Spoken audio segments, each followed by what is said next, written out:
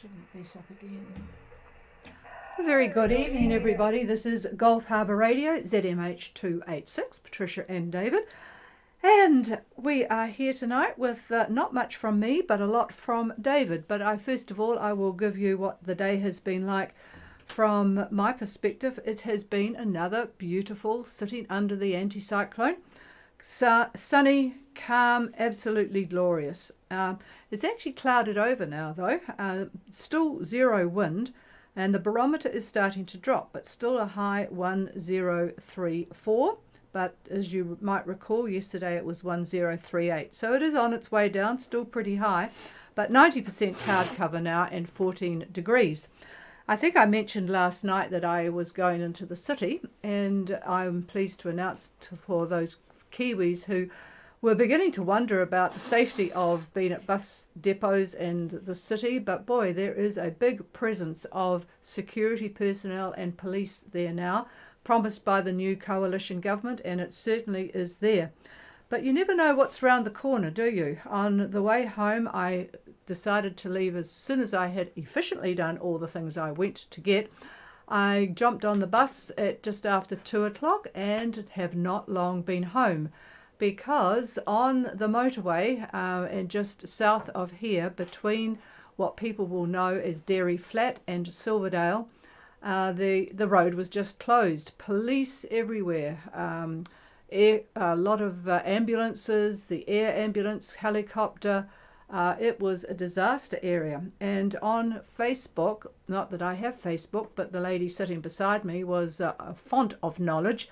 And it turned out that two cars were racing each other on the motorway, diving in and out of the traffic, and until they finally found somebody, unfortunately for that somebody, who was probably having a quiet day driving home. But anyway, to cut a long story short, 3 cars ended up in the air, rolling over and right to the side of the road, in fact, on the bank. So multiple critical injuries, and the road was closed. So I had quite a lengthy delayed trip coming home right through Dairy Flat, and it was just as well I took off early, because otherwise I would not be here to open things up. So that is the story of my day, and it just goes to show sometimes you think that everything is going swimmingly, and then you happen to have a couple of idiots descend upon you.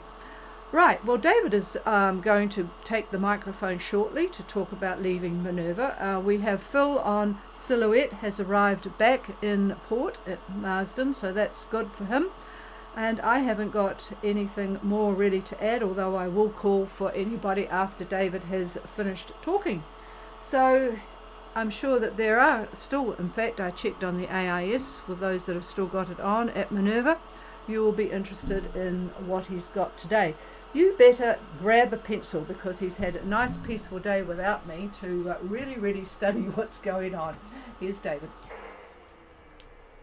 Well, good evening, and I am definitely going to cover that voyage from Minerva to Tongatapu, and for those that are going up to Fiji as well.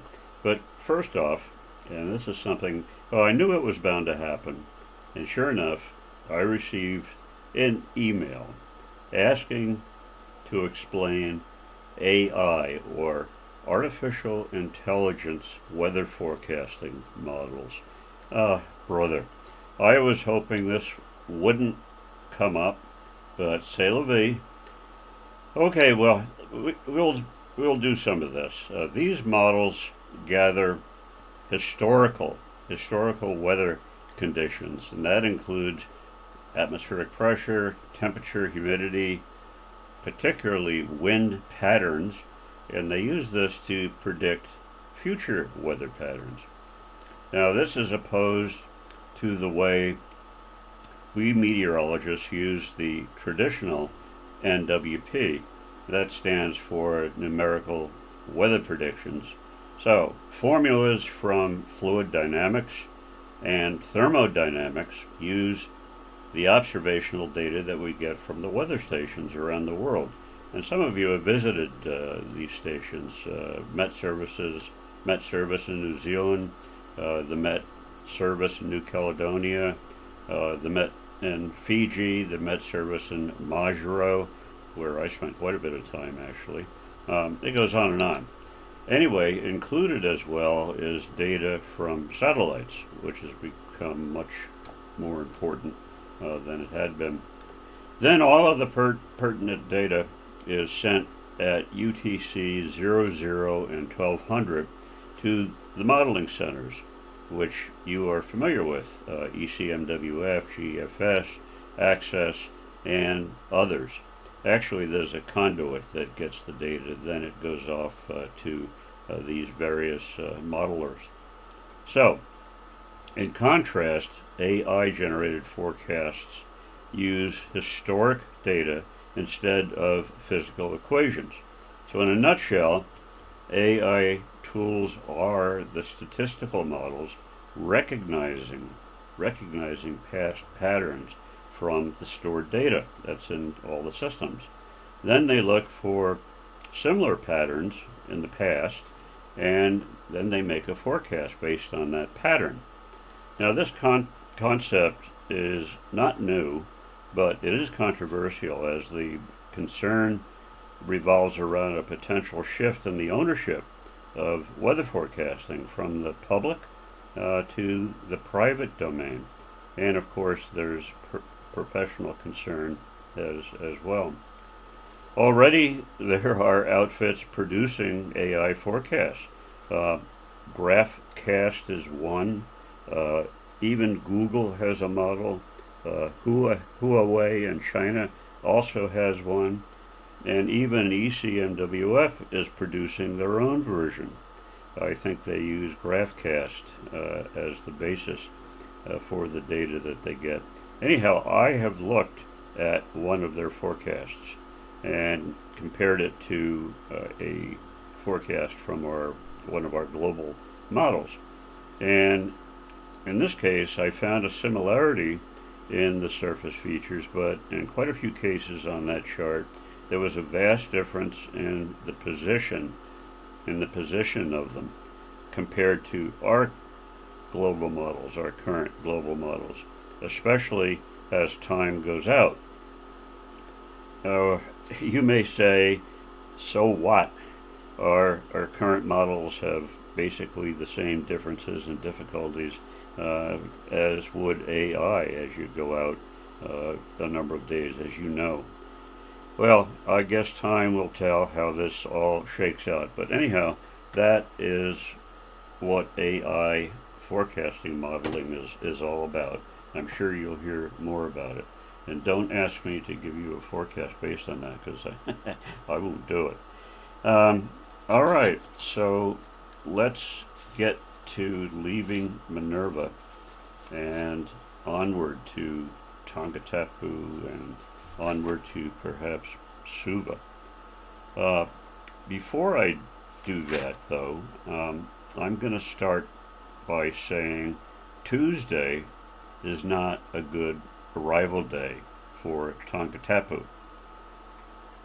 But first I want to explain why, so I'll just take a minute and talk about this, and some of you hopefully will find it interesting.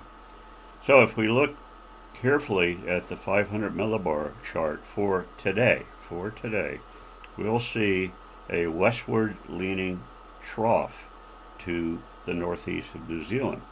Now this trough is going to assist in lifting air from the surface, sort of like a vacuum cleaner, and it will generate a surface depression.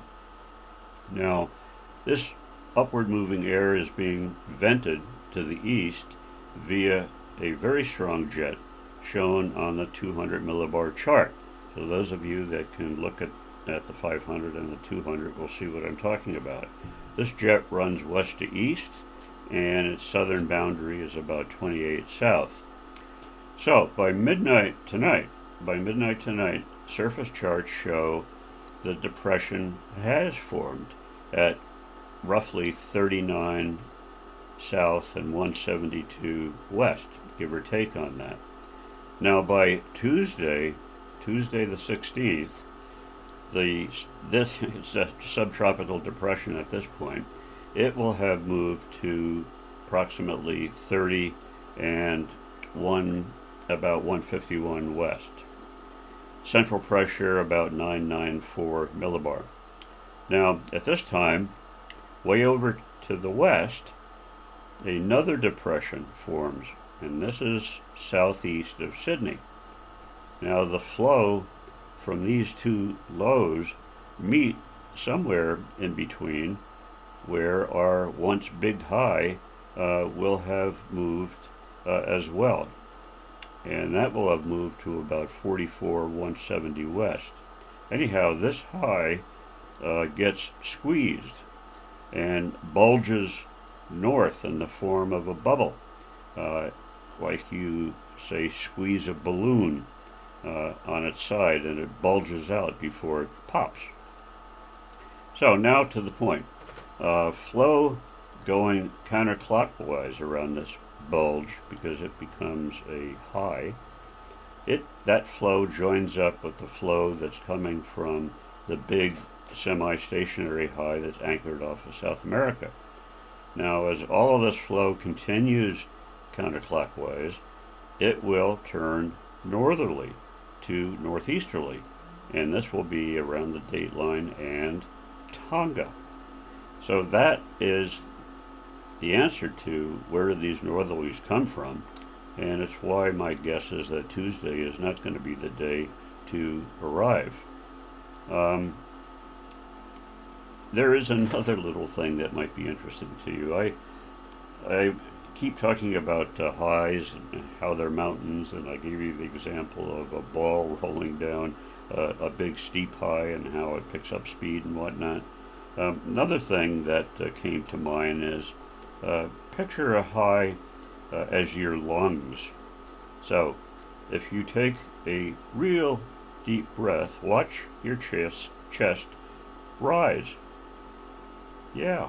So how long can you hold it? Well, the high gets a little bit tired and it exhales a little bit, which is where we see the bulge to the north, that little bubble that I talked about.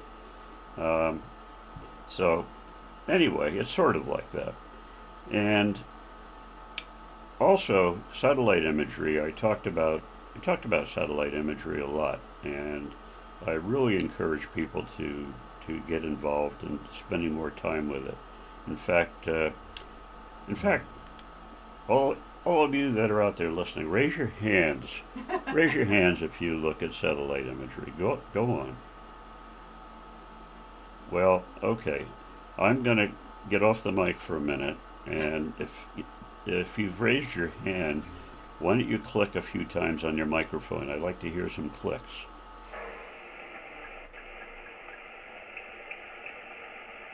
Not sure about that. Well, there's a few there. Well, that's good. That's good that you do that. All right, so let's talk about this trip now. I promised you that I would look at it in some detail. So some calculations, which you do all the time, and I did this for this trip in mind. So from Minerva to Tongatapu, it's about 330 nautical miles. So if you were doing 5 knots, it would take you 2 days and 18 hours. If you were doing 6 knots, and I think everybody could do 6 knots. I mean, if you have to put your engine on, you can maintain 6 knots. But anyway, you'd be there in 2 days and a couple of hours. 2 days and a few hours. And if you're doing 7 knots, like many of the cats will do, or faster, you'll be there in 1 day and about 12 hours, 1.5 days. Now, those of you going to Suva,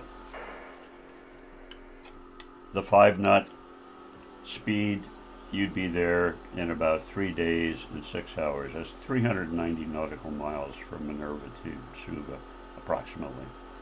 6 knots, the standard that I use actually when I'm talking about forecasting with people. You'd be in Suva in 2 days and about 17 hours. And if you were doing 7 knots, you'd be there in 2 days and 7 hours. So, given that, it's a roughly 2-day trip, either to Suva or Tongatapu. If you're going slow, it would be 3 days. but I think most of you would go a little bit faster than that. So let us take a look at what the different models are saying.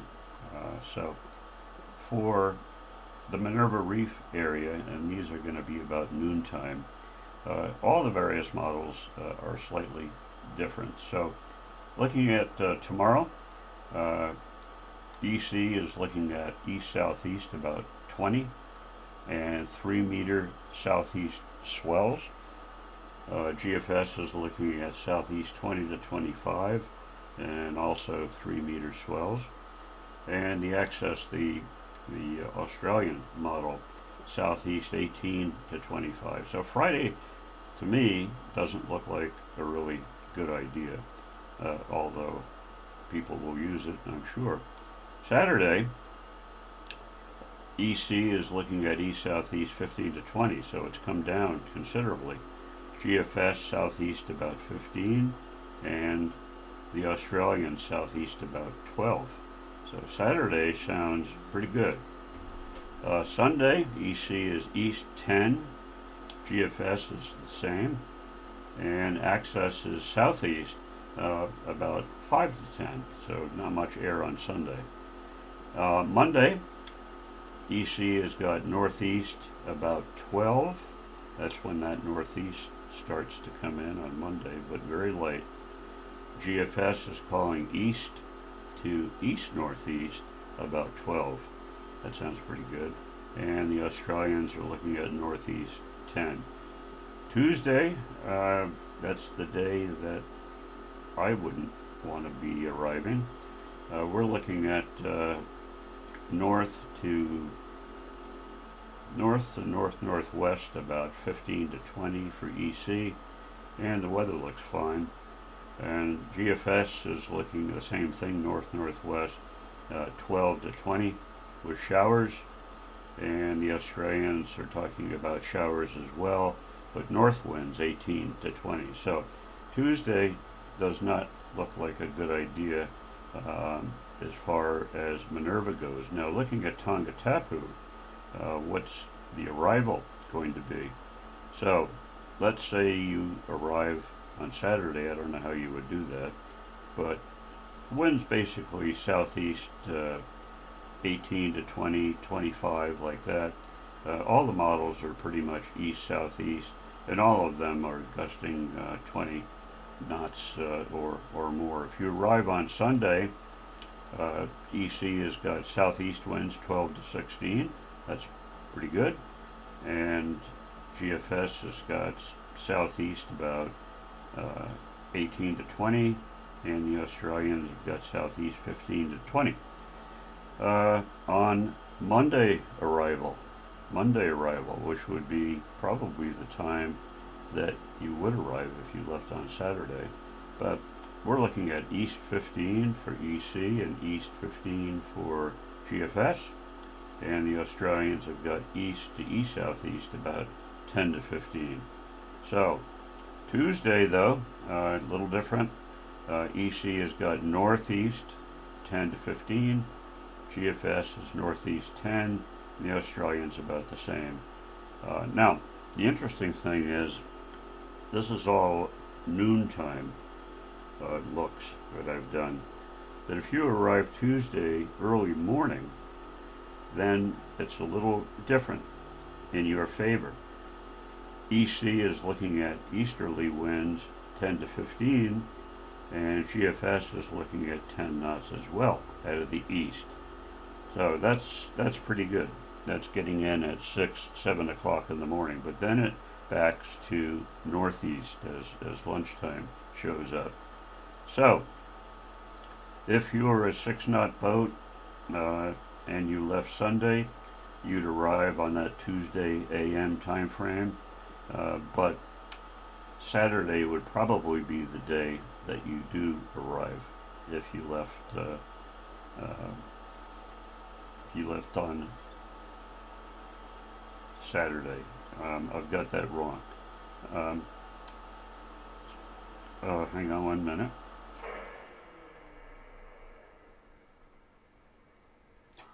It'd be the Monday arrival. I'm sorry. the Monday arrival for those boats that leave Saturday at Minerva, the Monday arrival. And there we've got the East 15 for all the models basically. So it really is almost a perfect little passage, I think, if you leave on Saturday.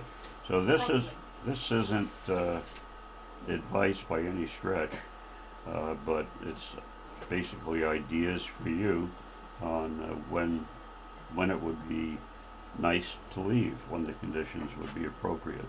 But I still contend, no matter when you go, Tuesday doesn't look like a good arrival date. So hopefully you understood everything I said. So that is how I look at it as of today. Now the models will obviously change a little bit, but probably not much. I think we'll be pretty good out to 3 days, and Saturday is not far away. And out to 5 days, they're usually decent. Certainly good to 3, and those extra 2 days, probably they'll be okay. So that's the summary then, in my view. Look at Saturday to take off, and look at your arrival on about Monday. Maintain that 6-knot speed, which shouldn't be a problem. Now those going to Suva, it's virtually the same winds. So actually you'll be in a little bit better shape, but even for you, arriving on Tuesday is not a good idea. Those winds in the Suva area, Kandavu, up to Suva, they're going to go north to northwest possibly as well. So Tuesday for Suva, probably not great. Now I know you're probably wanting to go to Savu Savu or some other place, but I just picked Suva. So anyway, that's all I've got. So hopefully that's of some value. So with that, I'll ask for any questions and give it to the chief.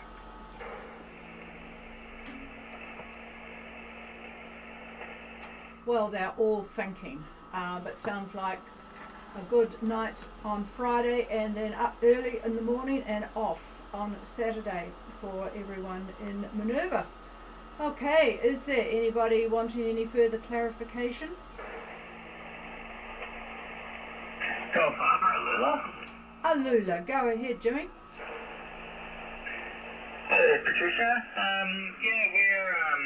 We've been looking at the weather for the last few days, and we are quite keen to leave probably midday tomorrow, maybe just before noon, to get out of Minerva, and we're going to be heading to Vunda with Cowrie. Over. Roger that. So heading to Vunda with Cowrie, leaving tomorrow. And what day will you arrive? What day shall I tell customs? Over.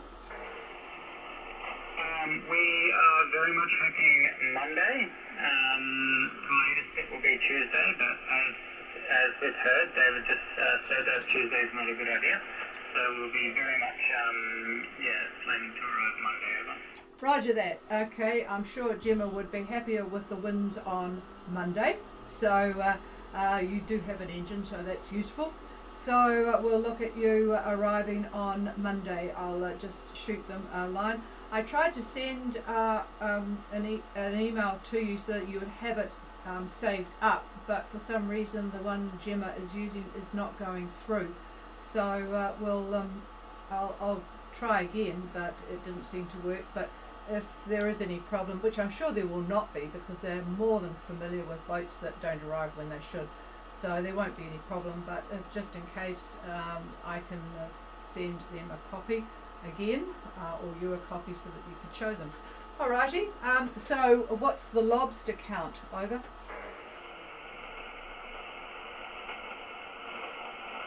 Oh, sorry, the lobster count is 0, unfortunately. It has been blowing gales, so we have gone for dives, but we have not got any lobsters. Over. Yeah, the wind certainly hasn't been helpful, the conditions there. Oh well, they'll still be there and even bigger when you maybe come next time. All right, but I'm sure you've got a good feel for Minerva. All right, we'll clear with you. I'll just see if Donella is on frequency because I have some news for you, Christian. Donella, Gulf Harbour. Good copy. Yeah, good evening to you. Not actually very good news.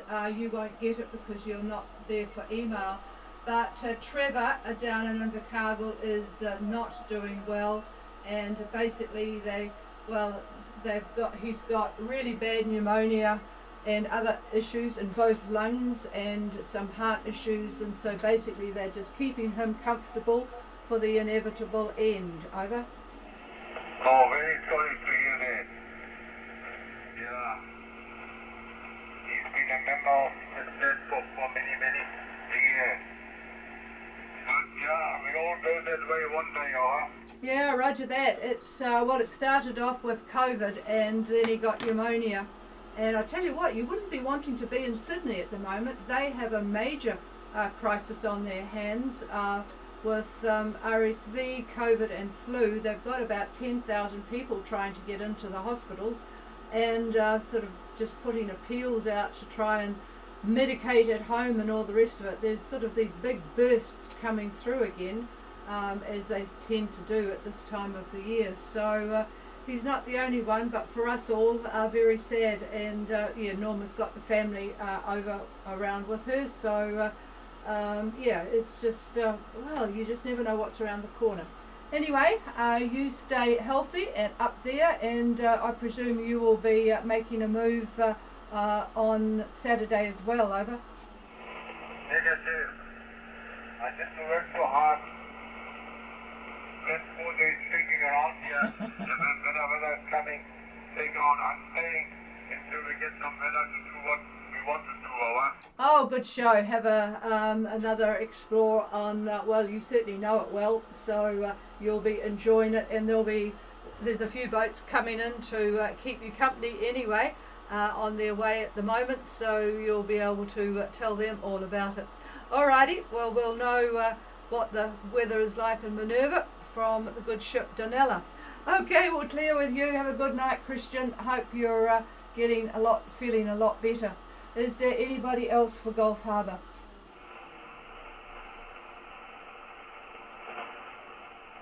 No, nothing heard. All right, folks, we'll be back again tomorrow with an update if there is one needed on the weather, and we will see you at the same time, same place. If you want to use this frequency, it is all yours. Cheers, everyone.